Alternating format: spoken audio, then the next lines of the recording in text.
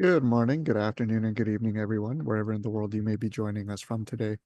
My name is Francesco Del Carpio, and I am the CFAL York Operations Coordinator. I would like to officially open the fourth of our 2025 sessions in our Emergency Management in Hospitals and Healthcare Speaker Series, presented in partnership with the Thunder Bay Regional Health Sciences Center. I would like to begin today with a land acknowledgement. We acknowledge and recognize that many Indigenous nations have long-standing relationships with the territory upon which our campuses are located that precede the establishment of York University. The area is known as Takaranto and has been caretaken by the Anishinaabe Nation, the Haudenosaunee Confederacy, and the Huron-Wendat. It is now home to many First Nation, Inuit, and Métis communities. We acknowledge the current treaty holders, the Mississaugas of the Credit First Nation. The territory is subject to the Dish with One Spoon Wampum Belt Covenant, an agreement to peaceably share and care for the Great Lakes region. As this is an online event, our participants may be joining from various locations, so I strongly encourage you to learn about the traditional land upon which you are located. With this, I welcome our moderator, our speakers, and our participants from around the world. Welcome to our webinar. It is now my great pleasure to introduce Misha Richard. Misha Richard is the Emergency Preparedness Lead at Thunder Bay Regional Health Science Center and facilitator for the CFAL York Thunder Bay Regional Health Sciences Center series and will be moderating today's panel. For the interest of time, I will be sharing everyone's full bios in the chat. Misha, thank you very much for moderating today's session and for your ongoing help in putting this series together. The floor is yours. Lovely. Hello, everybody. So as Francesco said, we have more detailed bios that you can read in the chat, but I'm going to do an intro for all of our panelists because they've been so kind to put that information together and take part with us today during our Emergency Preparedness Week special edition panel for Code Red fire drills. So first I'll introduce Chris Teichroeb. He's the manager for the Lower Mainland Fire Safety Program and has been with Health Emergency Management BC for over 10 years. He was involved with healthcare fire safety, emergency management, security and risk management for about 10 years prior to joining MBC. So totaling about 20 years jointly in the field of healthcare and fire safety. And along with this background, Chris also brings 23 years of experience as a paid on-call lieutenant with local fire service. He is also an NFPA certified fire inspector and fire and life safety educator, as well as being an NFPA 1001 level 2 qualified firefighter. So thank you for joining us today, Chris. My pleasure. Thank you. Next, I'll introduce Simon. Simon Bridgland is the emergency management specialist at Niagara Health. He has been a registered nurse since 1995 and joined Niagara Health in October 2020. Prior to his current role, Simon worked in pre-hospital care as a primary care paramedic, as a staff nurse and clinical leader in the emergency department, and in various roles in occupational health and safety. Simon holds an honors diploma in nursing from Seneca College, honors graduate certificate in occupational health nursing from Mohawk College, and a bachelor's degree in adult education from Brock University. And on top of all of that, he is also currently working towards his master's of theology. So thank you for joining us today, Simon. Thank you very much. Now I'll introduce Braeden. So Braeden Cockburn is an experienced experienced manager of life safety services with over 17 years in the industry, specializing in risk management, fire safety, and emergency response planning and management. He is the current fire marshal with Trillium Health Partners, and is also an active member of the International Association of Healthcare Safety and Security and the American Association for Industrial Security. He's also a part of what I will talk a little bit more about when I introduce Mark, but the Ontario Hospital Fire Officials Group. So thank you very much for joining us with us today, Braeden. Thanks so much. So next I get to introduce Shawn. So thank you, Shawn Constantin, for joining us. He is the Security Supervisor, Health and Safety Advisor with Collingwood General and Marine Hospital, with over 10 years of experience working in emergency response procedures. Shawn specializes in the Ontario Occupational Health and Safety Act, the Ontario Fire Code, and along with other various provincial and federal legislation. He is responsible for educating other employees and implementing legislative requirements to improve the health and safety in the workplace. So thank you for joining us today, Shawn. So I'm not done yet. I've got two more in this panel.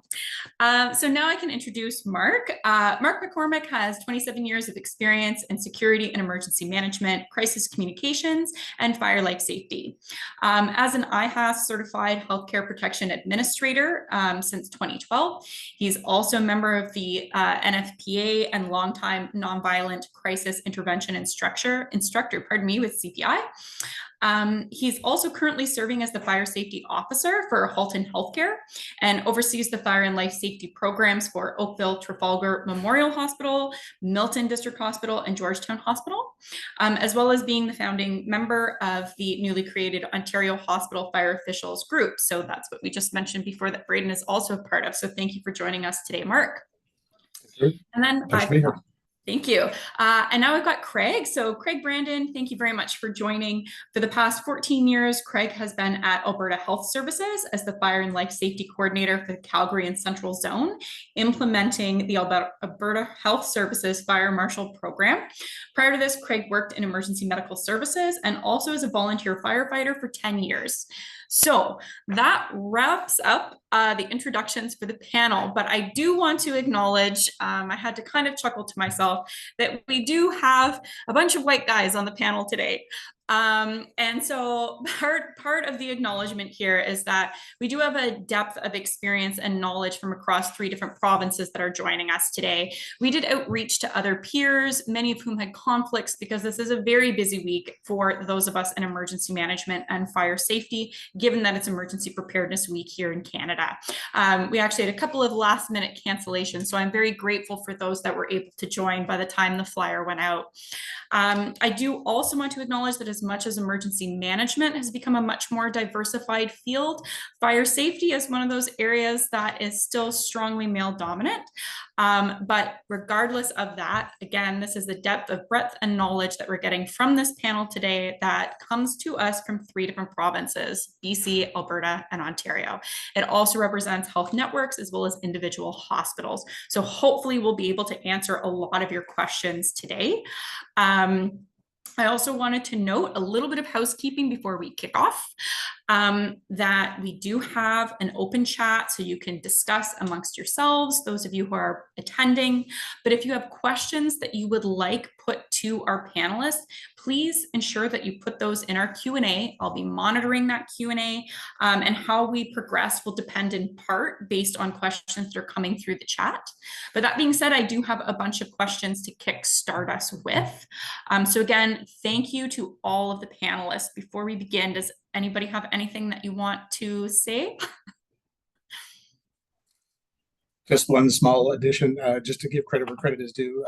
I'm one of the 3 founding members for our new group, including Simon on the call as well. So it wasn't just me, it was 3 of us, including Ashley Fitzgerald as well. So. Yes, thank you for that. And Ashley was one of the ones who wasn't able to join us because of too many EP week conflicts. So it would have been great to have her, but I know you're here representing the group in that way along with Simon. So thank you. So this actually gets me started. I wanted to be able to just ask if each of you could take a brief moment, we can kind of go around the screen here, I can call you out, to just explain where you fit within your organizational structure. So I wanted to point this out because for a lot of folks, they might take it as a given if they're not a part of healthcare, that there is always somebody in the role in which you are sitting, and not all of us are as privileged to have folks with this kind of background and dedicated experience on our teams. So kind of figuring out where fire safety fits in your organization and where does that mean you fit. So Mark, right now you're showing as big on my screen. So if you wouldn't mind kicking us off by explaining what fire safety looks like for you guys at Halton Healthcare. Sure, thank you. So as you mentioned, I work for Halton Healthcare, and we have a combined 3 hospitals in our network across the Halton region here in Ontario, in Canada. I report directly to the Director of P3 Contract Management, Security and Parking, my Director, Tomasz Bielecki, who may actually be on the call today. We are firmly within the facilities, contract management, redevelopment portfolio within our organization. So we're squarely within the facilities realm. And my colleague Cassandra from Emergency Preparedness, who's also on the call as well, we report into that same group, and we are hands-on involved with all of the ongoing operations, redevelopment, design, functionality, projects, all that sort of stuff, in addition to all of the emergency planning, drills, and the like as well. So we're very heavily involved in the physical aspect of our operations. Somebody just threw it in the chat to say a huge shout out to you and Cassandra for all the work that you're doing in Halton. But I would say I'm also jealous. You guys have a great collaborative relationship between fire safety and emergency preparedness. Chris, you're the next one that I see on my screen. If you give us a quick intro to what fire safety looks like with your organization.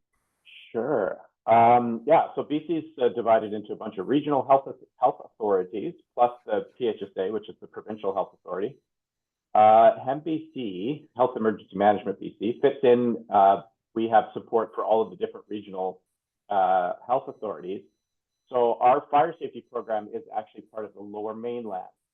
So Lower Mainland, HEMBC supports with essentially the EM side, but our fire safety program supports the Lower Mainland health authorities, including Fraser Health, Vancouver Coastal Health, Providence Healthcare, and the PHSA sites within the Lower Mainland, including things like our Children's and Women's Hospital and our Forensic Psychiatric Hospital within the Lower Mainland. Yeah, and I just wanted to say too, I acknowledge that I'm joining you today from the traditional and ancestral and unceded territories of the Sumas and Matsqui First Nations here in Abbotsford. Excellent. Thank you, Chris. I also wanted to note too, Chris had highlighted that he's overseeing a team of 3 for your position, if that's correct too. So kind of giving a bit of a context for how many people might be a part of our crew. Wanted to have that clear as well, because again, some of us are working with different resources, but are also responsible for different layers. Braeden, you're next up on my screen. If you want to kind of explain how fire safety works where you're at. Yeah, sure. So I'm working out of Trillium Health Partners. We're a regional hospital organization that has 3 sites currently. One in Queensway, one at Mississauga Hospital, and one at Credit Valley Hospital. My organization has the fire marshal role, very similar to Mark's, in the Capital Planning Redevelopment Facility Services umbrella. I report directly to the Director of Security Services and Fire Safety and Parking. So within there, we are in the overarching umbrella of the redevelopment facility services side. So it's very close hand-in-hand work with all the new projects that are going on, all the new buildings that are being put up. So we have 2 large hospitals being built right now. One currently at Mississauga site, which will slowly be built out, but one that's already broken ground and is in full construction mode right now at the Queensway Hospital site. So we work hand in hand with our redevelopment and facility side, as well as our facility side, and as well as our emergency preparedness team. Excellent. I've got you up on my screen, Simon. Oh, excellent. Well, first of all, I wanted to say thank you so much. They say you get a chance to speak at these webinars twice in your career, once on the way up and then once on the way back down. So it's really good to be back again. I'll just wait for applause at that point. Fire safety really is a shared responsibility at Niagara Health. We've got 5 hospital sites and multiple offsite locations. So our senior team has really divvied up the responsibilities between risk and emergency preparedness and our facilities team. Prior to really falling into fire drills a couple of years ago, our senior team decided that they wanted to change the process of fire drills and turn it more into an education. Previously, someone from facilities would show up with a red strobe light, put it on your desk and say, your desk is on fire, what do you do? We've changed that around now, and we start with a education session with all of the staff. We talk about their situational awareness and where they are. We then go through the process of testing the system, which is the goal of facilities every month as well. So really, we've tried to do our best to provide the same education across all the sites with our different responsibilities between hospital buildings, office buildings, and standalone mall type locations as well. Yeah, so Simon's touched on something else that we'll get into, which is how do you actually run your drills? So we'll get to that a little bit later on too, but it's nice to hear about all the collaboration that's happening between yourselves and facilities to get these taken care of. Craig, you're next on my screen if you kind of want to explain what fire safety looks like where you're at. Oh, pardon me. You had unmuted and then muted again. So you're muted at the moment. Oh, double there we click. go. Okay, thanks again for having me. So I represent Alberta and Alberta Health Services.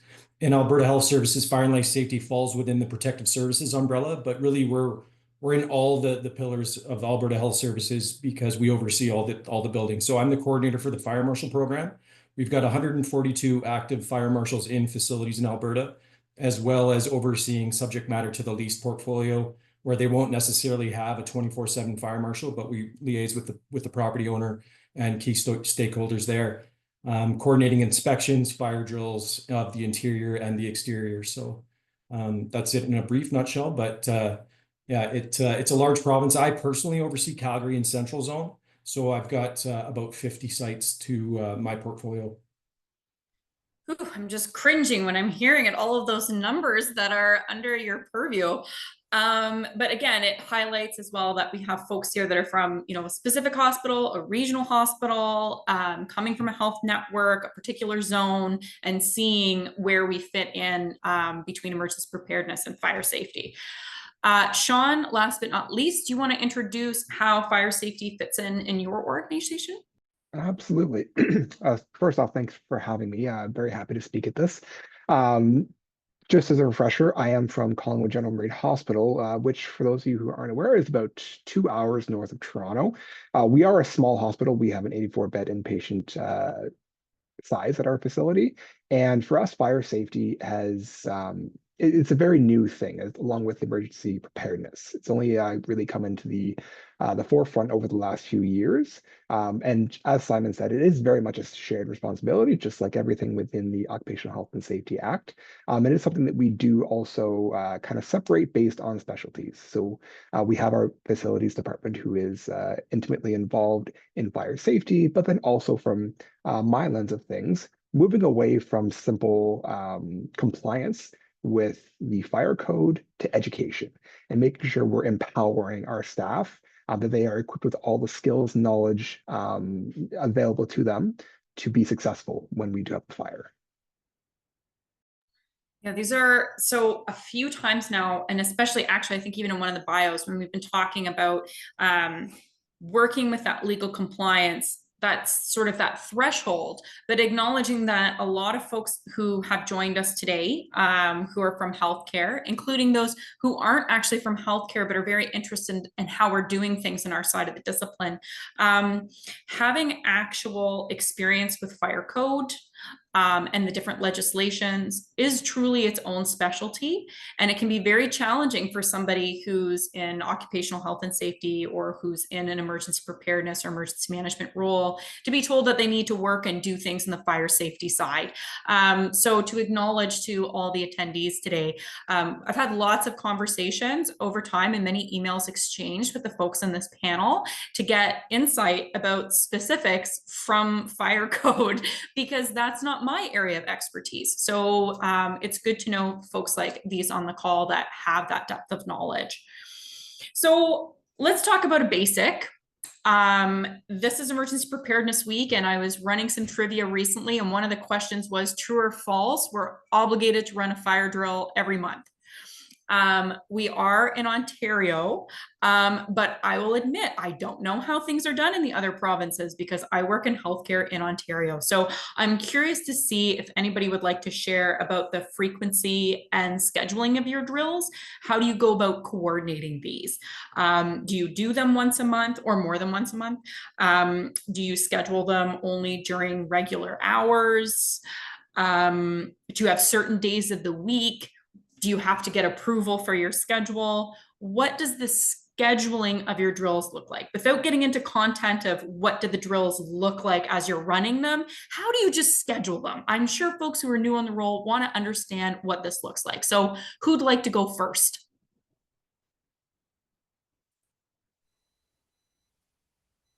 I'll put somebody on the spot if I don't see a hand. I think Mark wants to go. Oh, okay, great. He was voluntold. Mark, what's your drill scheduling like? I conduct one drill a month, a minimum of one drill a month in each of our 3 hospitals. So that's fairly standard for us as well. And that's how it's written in the code here in Ontario as well. You're supposed to have at least one drill a month. Interestingly enough, there is an interpretation of one part of the code where I had a conversation in an old facility years ago with another inspector from another region who read it that you were supposed to do a drill a month per shift per department. And in that organization at that time, we estimated we'd need about 5,000 drills per year to meet that very stringent reading of the code. So we obviously did not do that. So one a month per facility is appropriate. And given that it's a hospital, it's a 24-hour day operation, obviously we want to try and get those staff that are on odd shifts, nights, evenings, weekends, and the like. But of course, that's also when patients sleep as well. So it's very difficult for us to do after-hours drills. We'll sometimes do some evening drills. If I can only get to staff on the nights or weekends, I will do tabletop exercises. I have practical props I will bring to a drill and have them practice pulling pull stations to get in the feel for it, because I don't want to wake up patients at 2 o'clock in the morning by ringing the bells as well. So we try to balance it like that. And then we throw in additional training for various departments who might need it for their own compliance issues. Like our labs, for instance, need a drill every 6 months for all of our labs for their accreditation purposes as well. So we'll throw extras into the rotation for that. Personally, I have a schedule that basically it's a breakdown of each of my hospitals by department. And I try to go through it in a temporal fashion to make sure that I've hit everybody in sequence. I'm not hitting the same 3 departments over and over again, making sure I'm going through and giving everybody a little bit of the love and a little bit of the fun. And then coordinating is simply a matter of talking to the managers to say if this is a good month for you, or what's your patient population like, or your flows, to make sure that it's not going to be impactful or have a negative impact on the patient population. Because as I always tell folks, I'm here to help keep people safe. I don't want to cause harm while I'm doing a drill. So I want to make sure that it's a good time for me to be there. So it takes a little bit of coordination with the departments, but not from senior leadership. I don't have to get EVP approval or anything. Just the manager, the nurses are usually enough. Okay, so that's a good summary. Also, you brought up an interesting point too. So for folks on the call who aren't aware, the labs have their own requirements, and we have the same thing here. We have a research lab and our clinical lab, and we make sure that they have their drills. And then that's outside of having to try and go through the other departments. Like Mark was saying here too, we have a schedule. It takes a while to get through everybody because there's a lot of departments. But here our main focus is to try and stagger between always doing a clinical department and then having a bunch of, non-patient facing areas, admin areas. We try to pepper those through. So I think most of the folks in the organization know that if it happened in a surgical area 1 month, it's probably going to be more of an administrative area another month as the area that we're targeting. So we rotate through here as an example, and we do them once a month. So who's next to kind of share some takeaways about your scheduling process?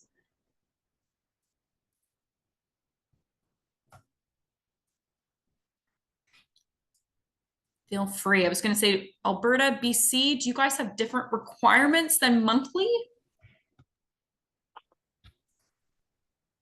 Craig's got his hand up. Am I double clicking mute? I was like, I knew it was happening. Okay, I see Chris on my screen, so I'll have Chris go first because I think I was also hearing a little echo with another voice. Yeah, I think Craig had his hand up first, but the code requirements are the same for us. Anything in Group B occupancy is a monthly drill. So that it covers most of our acute and long-term care sites. For us, just to give kind of an overview, for most of our acute hospital sites, we're doing one drill a month that we activate the alarm, and then probably 1 to 3, maybe 4 drills a month on top of that, where we're not activating the alarm, but we're going to a unit and just having a discussion with them about the fire safety procedures and that kind of thing. We do try to stagger that, but like you said, between different units and different clinical and non-clinical spaces within the site. Long-term care typically is 1 drill per month. Generally, we try to do an alarm activation, but not always. Typically for our nighttime drills, we won't do an alarm activation. We'll do just an in-service style drill. I think. And then, on top of that, we've got a lot of annual drills that we do for sites that are in the community. So you've got, office buildings, community health centers, things like that, where we just go in and once a year, we'll do a drill with them. Typically, that'll be an alarm activation. And that's the one where we chase everybody out of the building and have them stand on the street. And we do a little debrief with them out on the street kind of thing. I think that's probably a good overview of what we do. Leave it at that maybe for now. Yeah, sounds good.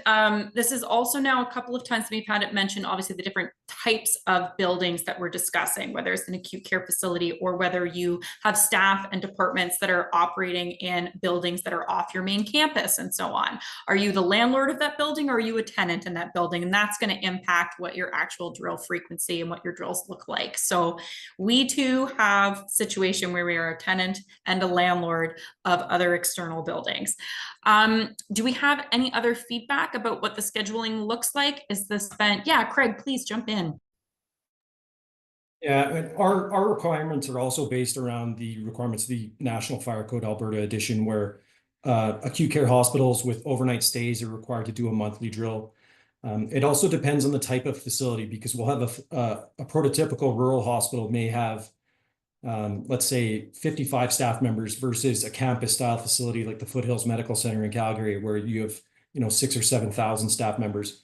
But we try to capture as well each major department and give staff the opportunity to participate twice per year. So we have quite a few complex drill schedules where we do the 1 month, one full per month, but as well we try to augment that with silent drills and off-hour drills where it's a lot easier to go in there, not disrupt patient care, because ultimately that's what we're there for.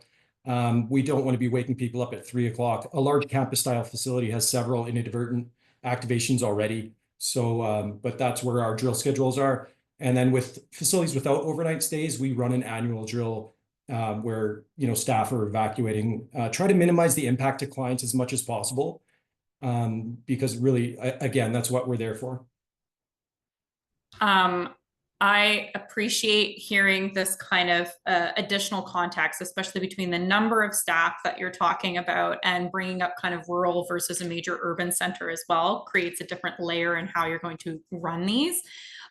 Chris, I saw your hand pop up, so jump in, Chris, and then Shawn. Yeah, just I forgot to mention too that one of our education pieces for our fire drills, quote unquote, is our Code Red course that we do online, and we try to encourage staff to do that annually. It actually has a regular, you do the course and then you get your kind of 1-year certificate, and then it gives you a pop-up to say, hey, you know what, you need to come back and do your course again. So to try and catch a lot of staff, I mean, between the health authorities that we probably have somewhere around 100,000 staff. So it's, yeah, trying to catch everybody is not happening in person, but we do have the online Code Red where we request that they do that annually. And Shawn, you were going to jump in as well. Yes. So at Collingwood Hospital, we also do a monthly drill. I try and switch up the frequency between clinical spaces and administration spaces. But one thing I do, and the benefits of being at a small hospital, is I try and base the locations off of any incidents that might have come up in recent history. So if we've had a false alarm or an activation, then I'm going to make sure that within a certain time frame, we're either doing a tabletop exercise or our next monthly drill is in that space, because there's recent history, there's recent memory of opportunities for improvement if there are any. That's a great point, because I was going to say, so some of our areas, bless everybody who works in the emergency department, because I feel like that's an area where they're frequently having to put out garbage can fires and things of that nature, is they have a bit more experience, or their staff have a little bit more experience with it. And so sometimes thinking about what has happened recently, does that area need to be the location of a fire drill, or can this be a separate discussion or a debrief about an incident that took place and move on to drilling somewhere else, is probably something that comes into consideration. So I wanted to move on to the next question. So surprise, every question is about fire drills in case people that were joining weren't aware. One was, so thinking back to Simon saying in the past at his organization, it was, boop, here's the red spinning light, your desk is on fire, this is how the drill starts. So what I wanted to ask is what actually triggers the fire alarm for your drill? Do staff discover a mock fire? I will admit, I call it my party light. I have a red spinning light and it looks like it belongs on the roof of a cop car from the 70s. My fear is that it is going to start a fire one of these days. That is what I bring to the area that has been chosen to be the location of where the simulated fire will start. But I'm wondering, do people activate things remotely? Do you set it off and have observers there? Not to get into all the details of how your drill runs, but how do you get it started? I'm very curious. Mark, your hand went up right away. Please share. So generally, I will go in and do a pre-training session with staff as well, just because we have a lot of staff turnover. We want to make sure everybody's comfortable with things and acknowledge the fact that things like this can be quite triggering to individuals. So we'll do the education in advance, and we have the annual mandatory e-learning. So everyone does get the basics, but the drills themselves, I'm fortunate enough to have a digital fire extinguisher simulator system. So a Lion system. So I will slip into an apartment in advance of the drill, and I like to scope out an area that is most prone to fires or would likely have a fire in a given space. Shipping department's fantastic because there's always a room full of cardboard boxes, or the medical device reprocessing, there's always a room full of batteries and the like as well, or the anything like that, and chemicals and such. And setting a fire up like that in front of that space, gathering the staff together just around the corner and having that conversation when I click the button to start the fire, and then they look over my shoulder to see a fire starting in front of that pile of cardboard boxes has a real impact as well. So then they go through the paces, and we do all of our exercises live. So they will pull the alarms, they will ring the bells, they will make the calls to our emergency line, all the announcements, everything is real. But we have certain things bypassed in advance. So again, we're not having physical impacts on the building that would harm a patient, or shutting off airflow or anything like this, or grounding elevators. But otherwise, we try to make it as realistic as possible for their environment, to help highlight the fact that there's actual risks in these spaces as well, so that staff have that moment of aha, and then every day forward, whenever they look at that pile of boxes, they think, oh, we should clean that up or know what's in there as well. So it drives that education going forward, because I scare them hopefully just a little bit, just to make sure that they're safe. I'm jealous of the system you have. My red party light doesn't seem that exciting right now. I have had folks ask about different types of objects to simulate what that might look like. But to me, I find we don't want to delay the time on a drill because somebody's trying to interpret whether it's actually a fire or not. And if they can't figure out that something's going on by seeing a big red flashing light, sometimes I wonder what will grab their attention. So, but the system that you're talking about sounds like a very interesting and efficient way to get the ball rolling. Does anybody else have a different way that they get things started? Braeden, go ahead. Similar to Mark, we do have a digital fire extinguisher system. Lucky enough, we do have one at all three of our sites, so lugging it back and forth isn't as big of an issue. We do notify our units who are having the drills done prior to the drill. We also provide them opportunity for days in advance learning. We don't do it the day of. What we do is we let them know that there is going to be a drill that day. The manager lets all the clinical staff know.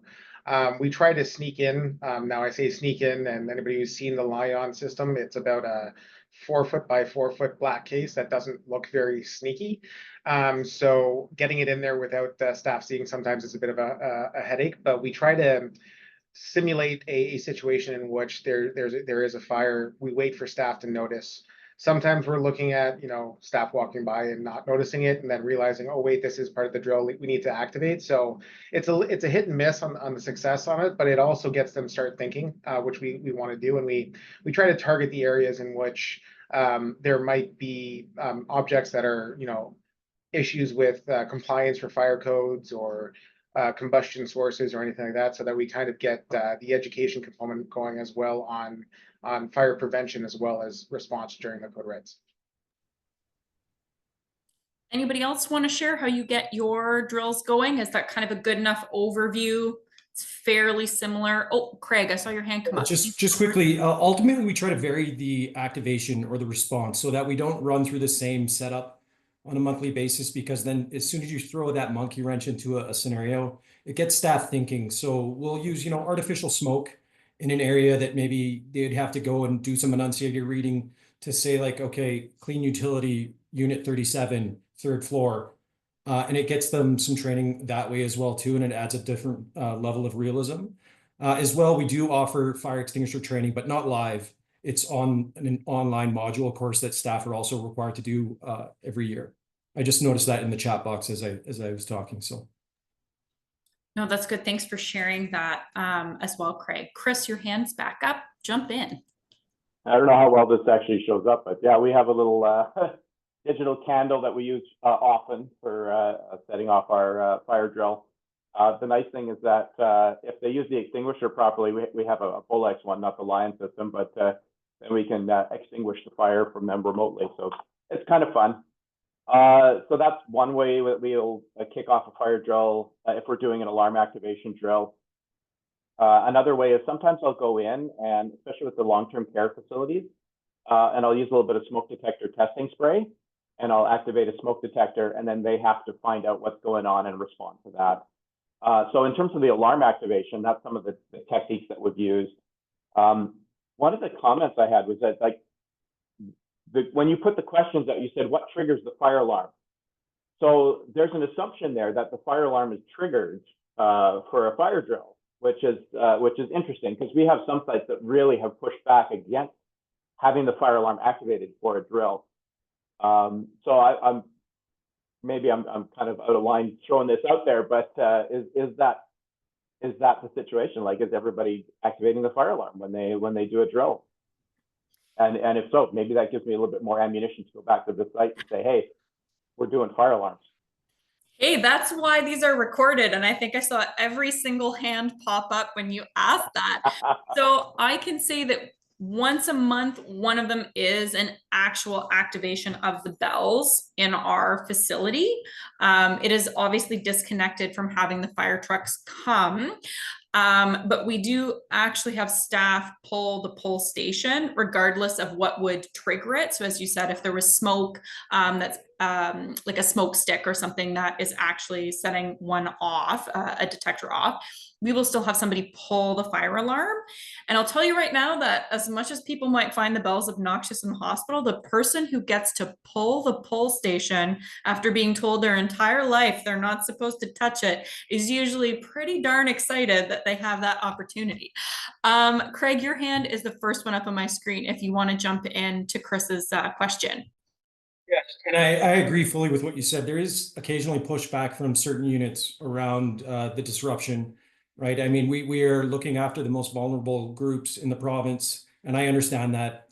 I also approach it with the caveat to say that to minimize the impact, the bells need to ring for a certain amount of time. We're not going to let them ring for 15 minutes.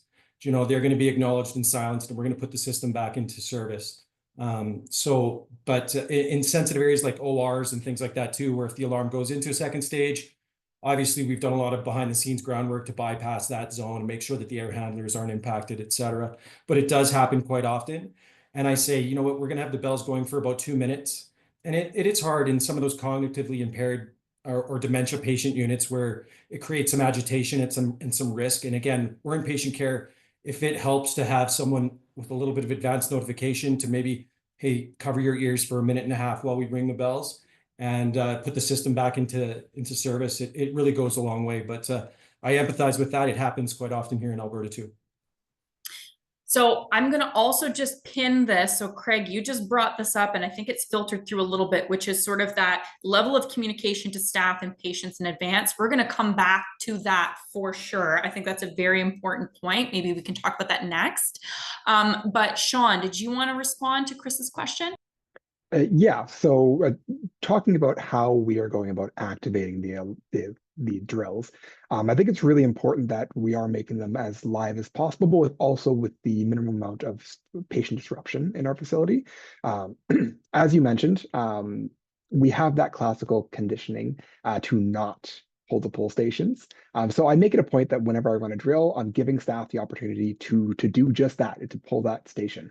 And I can't tell you the amount of hesitation I've had from staff. Like, is it okay? Can I actually do this? Is it okay? I've had a staff member for 30 seconds, asked everyone around them, can I actually do this? Until they finally pulled the station.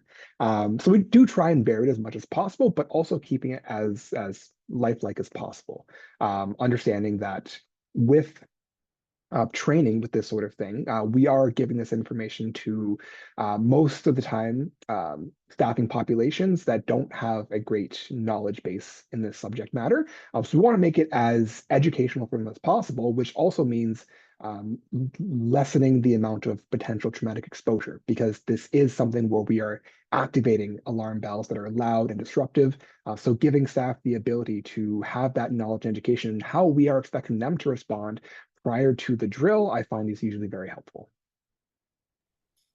Yeah, I just wanted to add a clarifying point too before I jump. I've got Mark and Braeden on the screen. Is also our alarm systems are different depending on the buildings that we're in. So a long-term care facility versus an acute care facility, where the bells sound.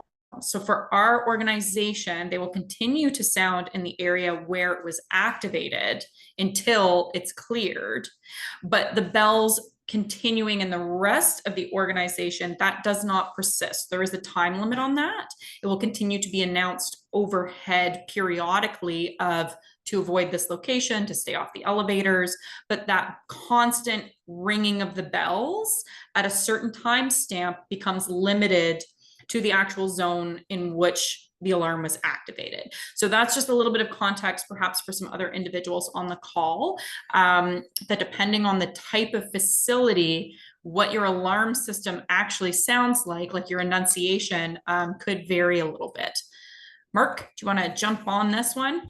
Sure. I'm not sure which one to answer first, but echoing all of the exact same comments everyone else has made as well, but going back to the idea of making it physically empowering to the staff members to do this as well. And there was a few comments in the chat as well about making sure people understand how all of the other systems work as well. So one of the things that comes up for me frequently is I will have staff hesitation about pulling the fire alarm, because not only are we conditioned not to pull the fire alarm as kids were told not to do that in schools, but so many people see it in television and movies, and it drives me bonkers that on TV they pull the fire alarm and all the sprinklers activate. And I've had people during real fire events not pull the fire alarm because they didn't want to get wet. So when I do these things, I make sure everybody understands. I will hand a sprinkler head around to people and teach them how it works and let them hold it and demonstrate it for them so that they know that they are not connected in that way. It's not like what you see on TV. And then moving forward, like me, whenever you see it in a movie, you can yell at the screen at Bruce Willis for doing it wrong and the like as well. But there's so much education out there that we can help negate, or so many bad habits that we can negate, and doing it live like that is super important for staff. Now, annually here in Ontario, we have to do a live exercise witnessed by our local fire departments, where we actually have to evacuate the rooms, the departments, do all of this live exercise. In those cases, personally, I will go in with a can of smoke and trigger a smoke detector, so that we also then have the ability to test the detectors, the enunciation at the local nursing stations, to see all of the levels of the staff response, how they would react in a typical day if something were to start, they weren't present. So it gives us that opportunity to check all those things. And another one of the comments about making sure that our facilities and security staff know how to activate stage 2 alarms or reset pull stations as well. It gives us all of those opportunities to do those things. So a wide variety of options are out there, and every one of them, especially if you focus it for the questions before and after, to debrief with the staff and sometimes the patients as well, is really powerful for them. And I also throw in a home fire safety aspect to this as well when I do fire extinguisher training. The extinguishers at the hospital work exactly like the ones at home, so make sure you've got one like that here. So we practice at the hospital, and if you ever need it at home, your home extinguisher works the same way as well. So I find that to be doubly beneficial. Braeden, so last point on this, Chris's question about the bells every time, any pushback on that? Do you have 2 cents to share? Yeah, I mean, we definitely activate the bells every time we activate the alarm system. The reason we look at it is that it's also not just a testing and a drill format for our clinical staff that we're doing the drill location at, but we're also looking at drilling and testing our entire enabling support services. Whether it be our facility services, whether it be our patient care services, whether it be our communication systems. It's also a drill format that allows us to engage with our administrative teams on call, testing our on-call paging systems, testing our administrative response, testing our mass notification systems. It's a way that we can utilize those systems and test them in a monthly basis, so that we're sure that not only are our clinical staff that are responding to the situation live, but also that our enabling supports are also given the opportunity to test and respond, so that when that fire does happen, or that emergency does happen, they have that experience behind them to say, I've done this before, I know what I'm doing, and we're good to go. I was going to say, don't even start bragging about mass notification systems. I think folks know that I want one of those where I'm at. So that's separate, but that still links to communication, which was going to be the next question. So this got touched on in a couple of points. I think Craig was the one who had said this, that obviously, you know, our level of patient care is priority. So a big piece of this is that this shouldn't be any sort of illusion to our patient population about what we're doing. And I'd be curious to hear what the level of communication to staff, patients, and visitors is, you know, before, during. Do you put posters up? Do you email all staff? I can say that for our organization, staff are aware that it happens every month, but managers and coordinators get a notice of when, so that, you know, certain areas like the operating room, like they are aware that this drill is taking place at a set time, but we don't communicate to all staff the exact time or the location of it. That's just how we function here. And our staff are encouraged to communicate before and during to patients that we do have a drill that's happening today and when it's taking place. This is a drill. This is a part of our preparedness at the hospital. We do it every month.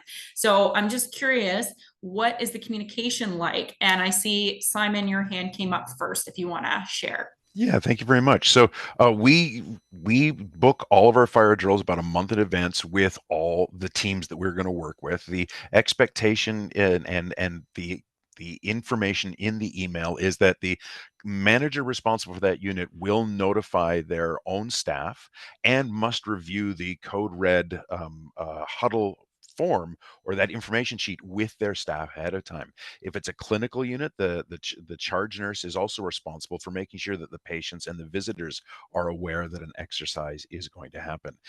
Because of the fact that I share a desk, so I'm only on site half the time, we have to do our drills on Tuesdays and Thursdays, our fire drills. The other days of the week, or Fridays, are our Code Silver drill day, for example. Yeah, I want to promote that. So staff know that if it's a Tuesday or a Thursday, chances are very good that there is going to be a fire drill somewhere within our organization. We always try to do it in the morning as well, so we have to coordinate with our regularly scheduled bed desk meetings. So all that to say, Tuesday at 11, Thursday at 11 generally is going to be a fire drill. Outside of those hours, again, we try to increase the amount of information we're providing. If it's an annual full-scale fire and evacuation drill with the fire service being involved, then that's where we add more information like posters at all of the entrances and in elevator lobbies, for example, so that visitors are aware that we're performing an emergency management exercise. That's great. Thanks for sharing, Simon. Braeden, you also had your hand up as well to explain what the communication is like before and during and after your drills. So we usually have our administrative teams on call notified prior to the drill location, prior to the drill going on, in regards to the location, the time, so that our administrative teams on call know if they're getting calls about the drills or anything like that. They're well aware.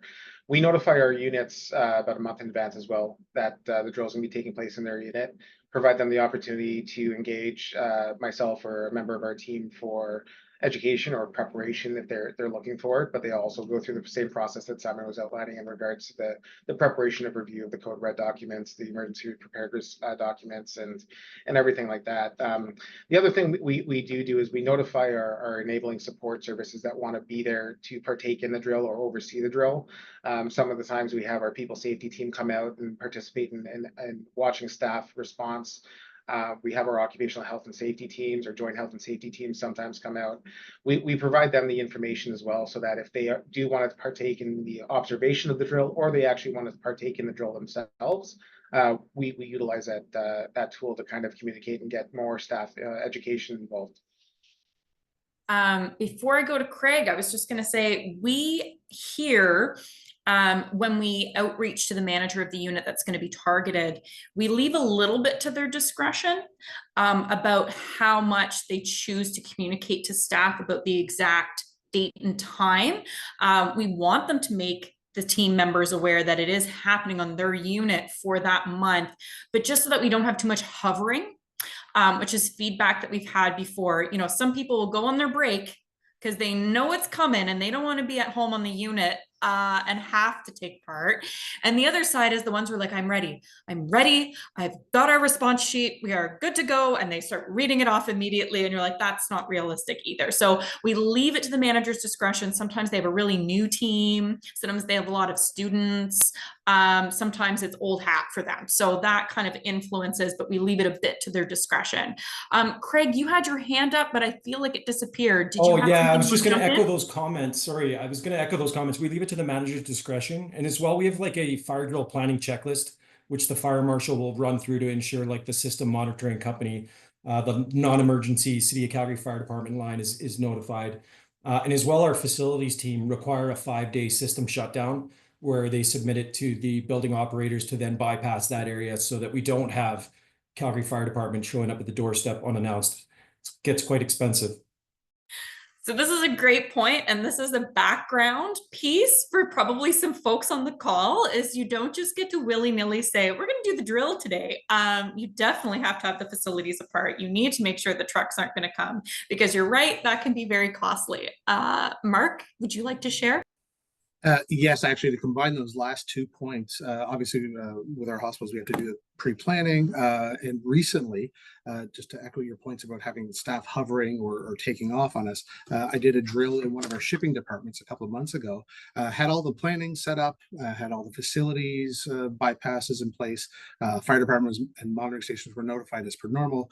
Myself and one of the technicians would go down to the shipping department and none of the staff were there, because they were actually doing their job. They had all left and they're all doing deliveries around the hospital, and there was no one there to actually participate in the drill. So myself and the technician were trying to figure out what to do next. And I said, well, there's a very small line in our plan that says if you hear an alarm in your department, you're supposed to return to assist. I'm like, we've never done it where they've never been there. Like the entire department was empty. So I actually stepped out into the hallway. I found a random employee who was walking by, and I said, do you ever pick up mail in the mailroom? And she said, yes. I said, come on in here. And I turned on the fire. I said, you just found a fire. So she had to do she ran the fire drill for the first few moments in a department that was not hers, making the calls, identifying everything, doing all the things, looking for the extinguisher, taking care of the issue, until all of the staff members who were out across the facility, who then heard the announcement and all went collectively, oh darn, and then had to rush back to deal with it as well. So it created a really interesting conversation. They were all very apologetic. I was like, no, it was a learning opportunity we couldn't have actually planned for, but it was really a unique situation I've never experienced before. But it gave us a great conversation and education piece. So it can work both ways. I appreciate that point, and I will just tag on. There's certainly been a number of times that we've gone to run the drill, and the person that we've come across that we want to simulate it ends up being somebody that is a transient employee, somebody that's from housekeeping or portering, pharmacy, and they've been floating somewhere. And I say, well, if you saw a fire on the unit, would you say, well, it's not my unit. I don't want to be responsible for getting this started. And for everybody in Ontario, we just got our emergency alert test from Alert Ready. So acknowledging received. So this takes me into a little bit of what the drill actually looks like. So I'll just touch on, we do have an observation team here. They get informed about a month in advance. So we've got some members from facilities, from occupational health and safety, security, myself.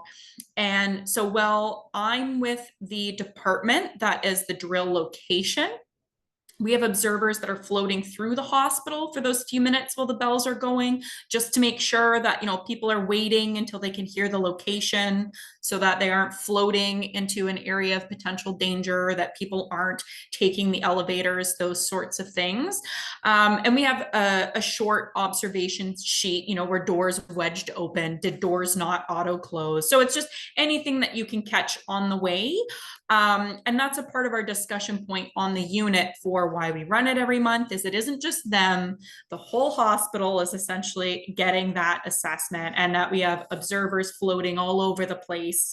And we're going to bring back those takeaways and do the work orders that we need to, and update people's plans if we need to, and all that sort of stuff. But one thing that we don't do here, and I'm very curious if anybody else does, is outside of having an observation team to look for those basics, like I said, wedge doors and so on, do you ever have folks role playing? So this got brought up in a separate conversation. I can see Marcus smiling. Do you role play, have people act as resistive patients or wandering patients? How does it work for an isolation patient? So what do the drills look like from this layer of a little bit of extra pizzazz? Shawn, your hand went up. Yes, this goes right back to going from compliance to education. Because being in a hospital, we will have patients who are on contact precautions, who will have mobility restrictions, who will have cognitive impairments. How are we managing these? And these are not something questions you want to solve during an actual emergency. So when we are able to do this, when we're doing our drills, I will have situations where the manager is playing a patient who has lost consciousness, who requires mobility devices, and we're happy to troubleshoot those issues in accordance with our policy and procedure for code greens, but act it out. Where are your resources? Where are your equipments? Who do you need for assistance? And then going through step by step with the staff to be able to make sure they're successful. That's awesome. I love that you guys are doing that. And again, stressing that point, compliance versus education. Why are we doing this? Craig, your hand's up. Yeah, I actually participated one in the OR where we had a staff member be a patient on the table. And it was an interesting exercise to see in real time. Obviously, a lot of the impacts were clinical. You know, how quickly can they get this patient out of this OR theater into another safe area of refuge? So, but we have done that as well too, to just hypothetically move a wheelchair or a bed down a corridor that has items in the hallway or in front of the stairwell or in the elevator lobby. It really provides a level of realism in real world experience to say, how would you safely navigate this bariatric wheelchair through this corridor that's got supplies and storage? It adds a whole nother level of realism. Yeah, these are great points. And I know not everybody on the call is familiar. So I think maybe Mark had mentioned that in Ontario, we do have a requirement where the fire department does actually come and witness us acting out, going from a code red fire to a code green evacuation. So minimum staffing drill, vulnerable occupancy drill, code red to green drill, however you term it in your organization. That's the one exercise a year that we end up adding extra layers to. And our monthly drills, we don't often end up adding that extra bit of kind of story scenario to it. So I want to come to some of that because somebody in the chat said that their fire department auditor always has somebody hide when they're running the drill to really catch folks. So I appreciate that that's something that you have collaborated with your fire team on. Mark, did you have your hand up? I feel like I've missed someone. Okay. It was Simon Mark. a second ago. Oh, it was Simon. Simon, did you want to share? Do you add No, any?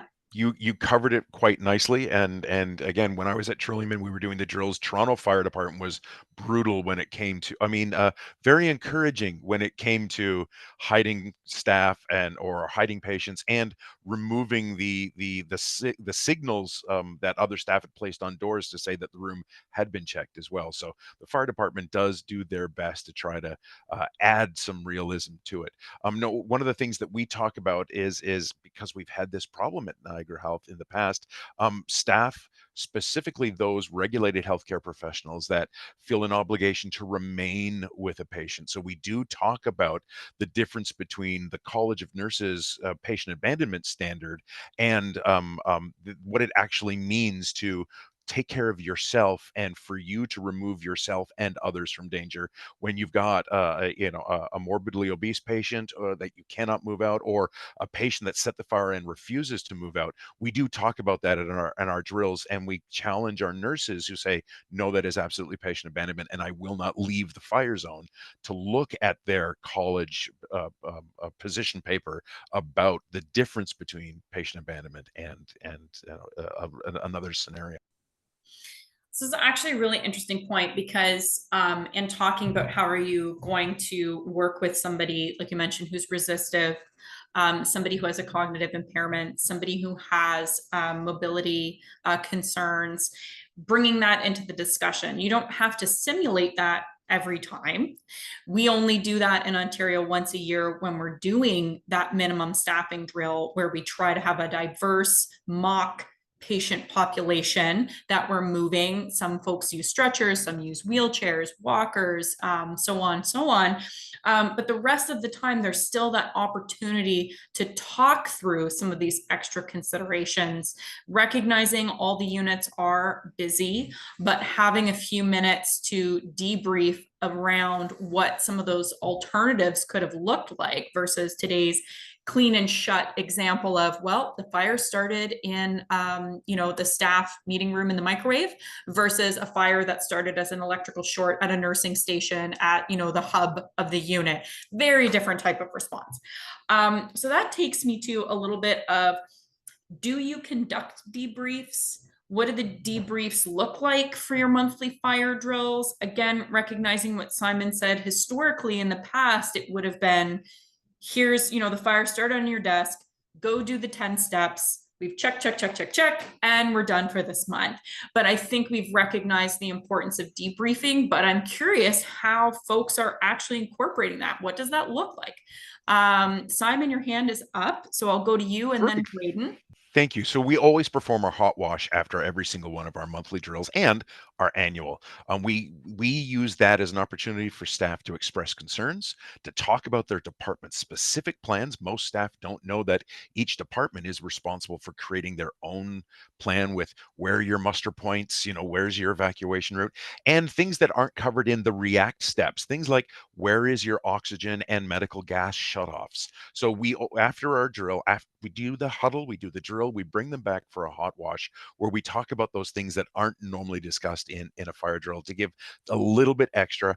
And if staff have concerns, that's when we're able to redirect and provide a little bit more education as well. So yes, hot wash immediately after every drill. I love hearing that. I'm going to skip around just a little bit because I haven't heard from BC for a hot minute. So I'm going to say, Chris, you threw your hand up, so I want to hear what's debriefing like in BC. I think it's very similar. We like was said. Anytime we do an alarm activation drill, we gather everybody together and we'll run through kind of what happened and how did it go. From a what our fire drill is kind of perspective, we have some very basic stuff that we always hammer home every time we do any kind of fire safety education. We'll run them through the RACE acronym and we'll run them through the PASS acronym, how to use a fire extinguisher kind of thing. So we're always kind of hammering home those concepts, depending on the level of engagement and the time that we have to play with different groups. We may cover more information, but we'll always hammer home those key principles. And that's kind of the focus of the drill, so to speak, but also the focus of the debrief is to make sure, okay, we've covered these things every time we cover these things, and just trying to kind of go over and over and over and make sure that staff can remember these key principles. Yeah, I want to touch on that too really quickly, that some teams, like we mentioned earlier, are required to have more drills than others, like the labs. And so for them, it's like you can kind of strategize perhaps about what you're debriefing because they're doing it at a much greater frequency than other areas. But certainly those key messages every single time, it's that opportunity to, kind of make sure everyone at the huddle is familiar. I'll give a shout out to they were the former manager of our clinical lab here. And I said, you're not allowed to answer any questions during this debrief. You are in charge. They are going to look to you for the answers.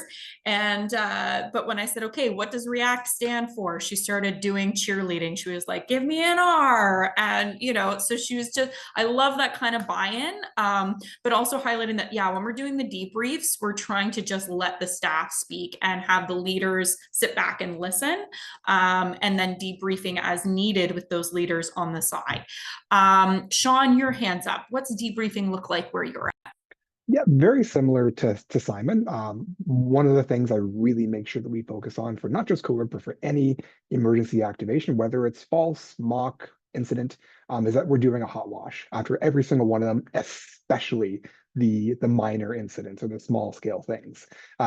We tend to do every organization I feel does a really good job at the major things, at doing more formal debriefs. But it's really important that we're taking the time, even if it's just a few minutes, to go over what went well, what didn't go so well, and getting the feedback from the frontline staff and improvements they would like to see to make their jobs easier.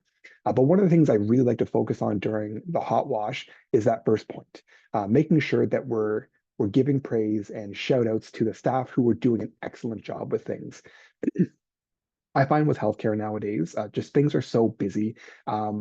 We have such a big population size. Staff are overworked, and when we can take a few seconds just to acknowledge when staff have done a good job with something, we should be taking that every chance we get and acknowledging the good things that we see.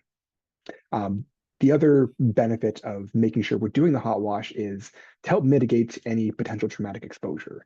Everyone perceives these sorts of things differently. And for somebody, this might be their first fire alarm they've ever been through. This may be their first emergency they've ever been through. And giving them the space to be able to talk about it, to ask questions in a safe environment, I think is really beneficial for our staff. I really appreciate, Shawn, that you pointed out the need to operationalize having that debrief or that hot wash after not just the drills where we're planning to do it, but after the real incidents as well. It's an opportunity there. Craig, your hand's up. What's it like in Alberta? Yeah, very similar. And as I'm sitting here, there's so many parallels in all the provinces where basically verbatim what I was just going to say, but I just wanted to say that positive reinforcement after a fire drill goes so much further because their anxieties are up, their blood pressure's up. And then to hear that you've done a good job, that you're prepared for when it actually happens, because I'm superstitious, like I'm sure the rest of the panelists, it will. So it really goes a long way. But we have our core components that we capture, react, pass, and as well a set of debrief questions. And we always touch on like a home fire safety piece or a seasonal fire safety piece, depending on what year, like Halloween, Christmas, etc. So again, echoing all these comments, but positive reinforcement really goes a long way. Thank you, Craig. Mark, did you want to share about debriefing? Well, I wanted to echo everyone else. We all seem to be doing the exact same model at that point as well, so it's fantastic in that regard. Something Chris had actually reminded me of a piece I wanted to share with everyone as well. After an incident about a year and a half ago, we were doing a review after an actual fire, and one of the questions that was raised was about when was that employee taught that particular technique? And at the time, it was, well, we have a sign-in sheet for every one of our drills and exercises and sessions, but we also customize our teachings in the moment for different types of groups based on their environment and needs and the questions they ask in the moment. So I couldn't really say exactly when that employee was told that bit of information. So one of the things I did immediately after that question was raised is I went back and I changed my drill documentation and my sign-in sheet.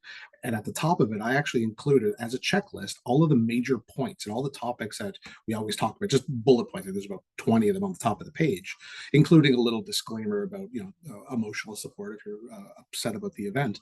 But what I do is as I'm finishing, whether it's the debrief or the pre-exercise conversation or whatever, I'm going through and I'm checking off each of those topics that I talked about during that session. So when I save that document and a Ministry of Labor representative comes by for an investigation a year from now and says, when was Chris educated on the use of React? I can say on this date and this time, and we talked about this topic, and here's his signature as well, because I know exactly what I talked about on every single session. So it was a tiny little adjustment, but hopefully I won't need it. But if I do, it'll be a huge benefit as well. So if you're marking all this stuff down, be detailed in a checklist, I think is a fantastic thing to do. This is actually, okay, such a great segue. Thank you, Mark.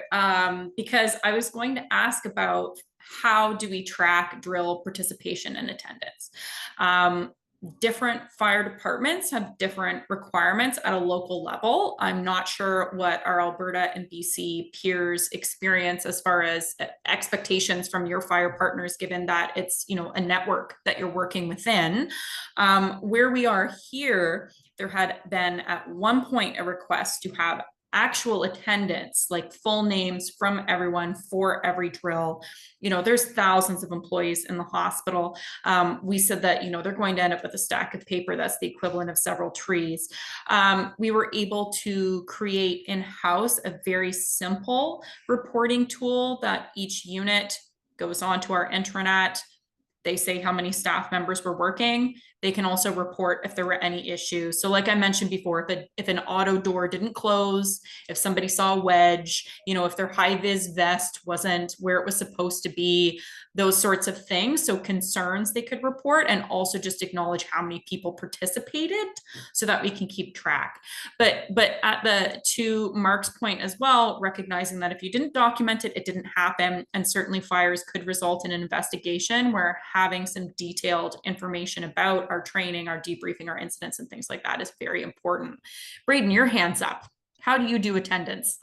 So attendance and reporting kind of go hand in hand for us here. We utilize our Resolver PPM database, very similar to how our security team inputs security reports. We have a specialized customized report database for code red drills.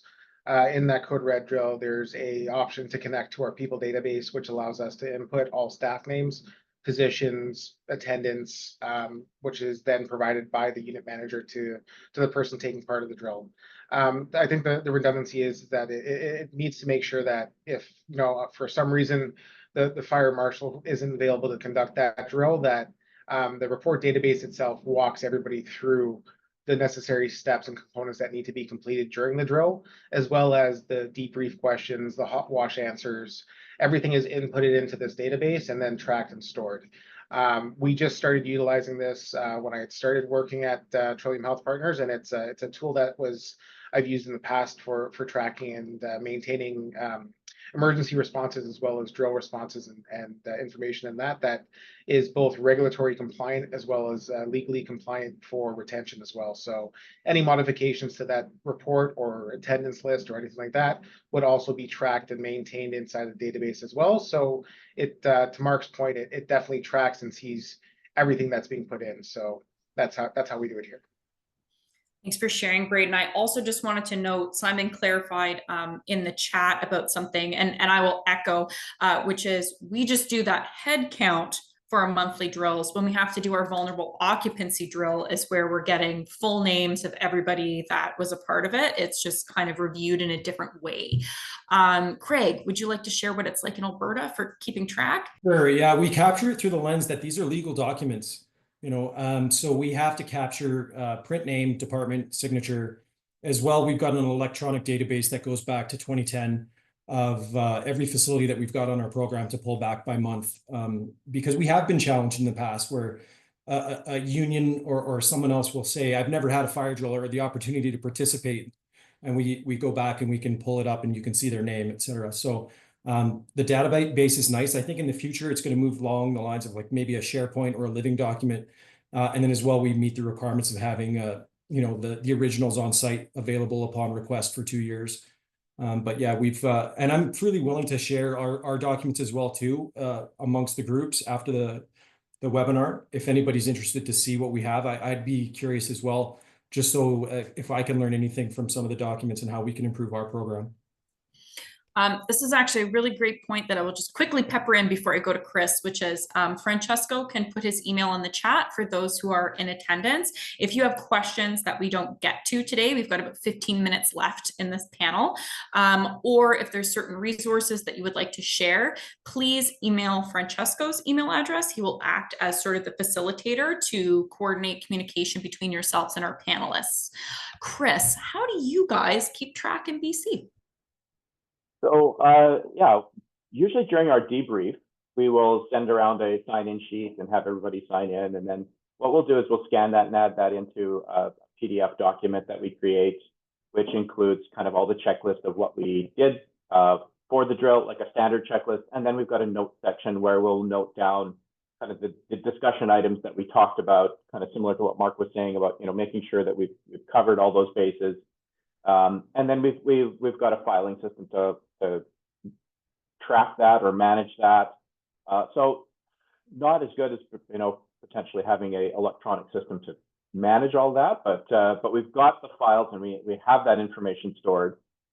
As an organization, we also have a web-based activity tracker where we input some of that information, and it tracks the information that how many drills we've done, how many people attended the drill. It doesn't track the names in that document or in that system, but it tracks how many people attended and how many times we've done, different drills in kind of different areas, that kind of thing.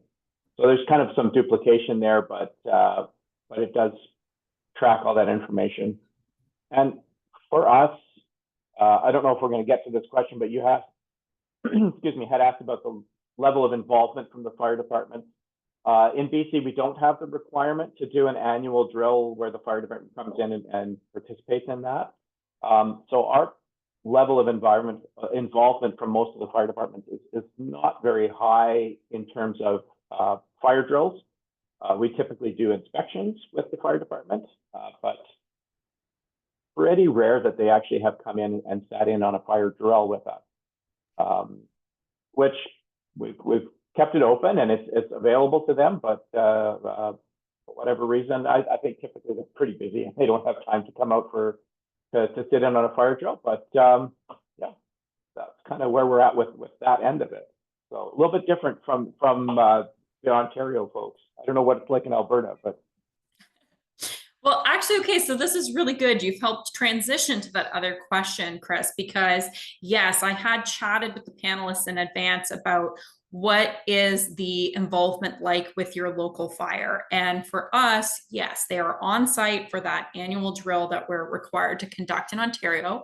But they have also come on site for us to do other types of training. So we don't have a fire extinguisher simulator where I'm at. So we've got to do it the old way. And the fire department comes and helps assist doing extinguisher training. They've come to do blanket drag training. So we have a very good relationship with our local fire. So I'm very appreciative of that, but I recognize that everybody's working in sort of a different system, different partners within the community. So I'd be curious to hear what the level of involvement or feedback you have with your local fire, whether that's them coming to assess, like we said, your drill participation, your frequency. They want to see that information once a year. Do they come out for your drills periodically? What does that look like? Simon, your hand's up. Thanks. So we are fortunate here in Niagara region that I have to work with 5 different municipal fire services for our 5 hospitals. And the involvement every month is minimal with the fire service. They are notified of our fire drills before they're going to happen along with our fire monitoring. It's when we get to that annual fire and evacuation exercise. We do those in October, November, and December.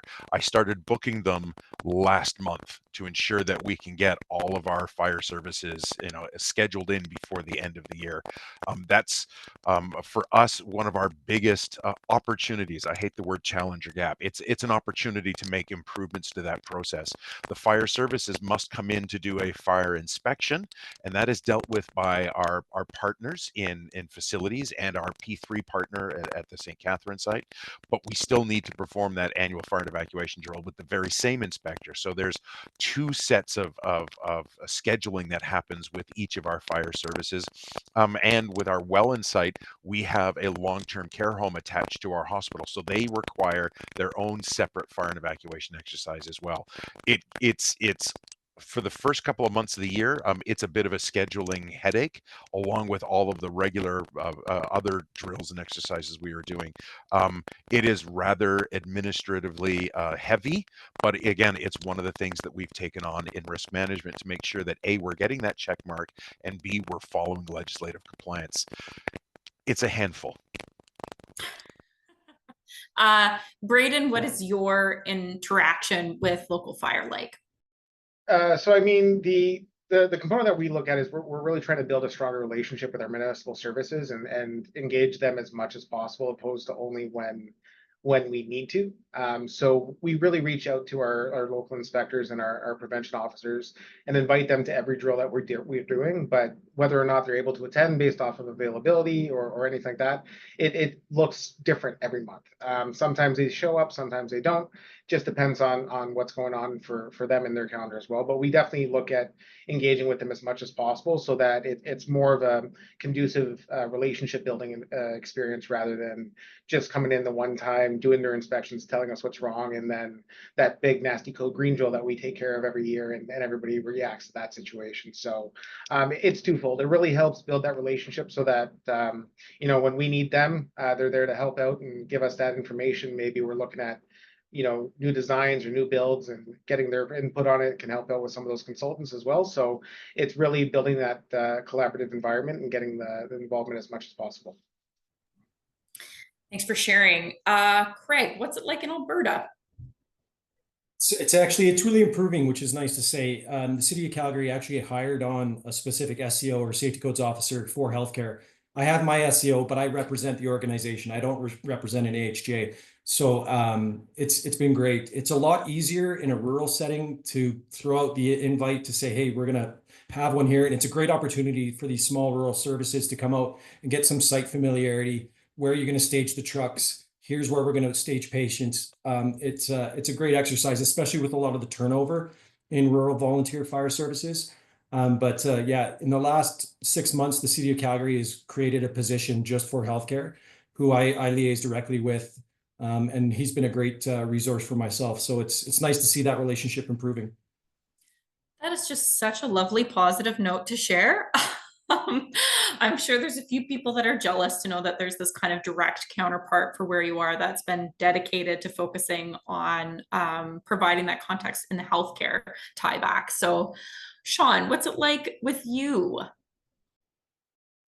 Yeah, being in a rural setting, we actually are very fortunate to have a very good relationship with our fire department. We do invite them to come on site whenever they like. We let them know ahead of time. We have a general outline of when our fire drills are going to be happening for the full calendar year. So we try and keep them as up to date as possible. We're obviously looking to strengthen that relationship even further. We've just started doing fire extinguisher training that they've been gracious enough to offer for us. But as we are looking to our redevelopment, we're making sure that we consult them whenever we can, and also work at planning more large-scale exercises with their crew as well to make sure that they're prepared when they come on site. So that wrapped up the questions that I had tried to prime you folks with.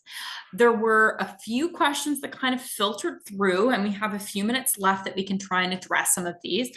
Somebody was asking, do you simulate fires in multiple locations at the same time? Now, I wanted to note on this front that when we talked about drill scheduling, and we said, well, we're doing one a month with the bells, that doesn't mean that we can't run others.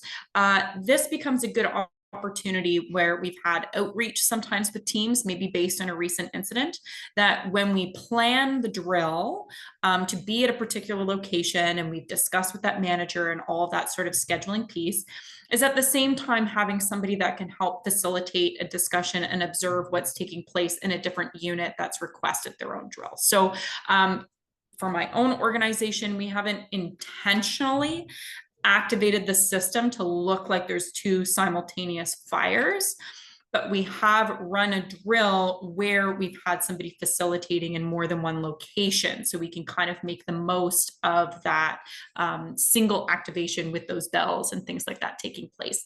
So does anybody ever get really wild and crazy and decide to have it look like it's going off in more than one place? Simon, you're nodding, so share with us. Sure. So I'm madly typing away my response. But so at our St. Catharines site, in order for us to get every single department done, it would take us 48 months to get the entire hospital done. So we have recently started performing 2 fire drills at our St. Catharines site per month, one back-to-back full alarm activation, just so that we can get that time it takes to get everybody trained down to a more reasonable 2 months. The other reason we're starting this process now is that's our 5-story hospital. We have an 11-story hospital opening in South Niagara in 2027.